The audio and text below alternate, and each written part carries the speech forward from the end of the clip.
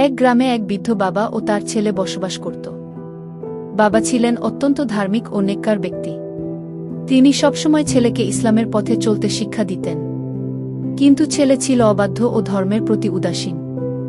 বাবা বারবার তাকে নামাজ পড়তে বলতেন, ভালো কাজ করতে বলতেন, কিন্তু সে গুরুত্ব দিত না। একদিন বাবা অসুস্থ হয়ে পড়লেন। মৃত্যুশয্যায় শুয়ে তিনি ছেলেকে ডেকে বললেন, বাবা, আমি দুনিয়া থেকে চলে যাচ্ছি। আল্লাহর পথে চলার শিক্ষা দিয়েছিলাম, কিন্তু তুমি শোনোনি। আমার জন্য দোয়া করবে? ছেলে এবার অনুতপ্ত হল। সে বুঝতে পারল বাবা তাকে কত ভালোবাসতেন এবং তার প্রকৃত কল্যাণ চেয়েছিলেন। বাবার মৃত্যুর পর সে 5 ওয়াক্ত নামাজ শুরু করল, কুরআন পড়তে লাগল এবং দানসদকা করল। প্রতিদিন বাবার জন্য দোয়া করত।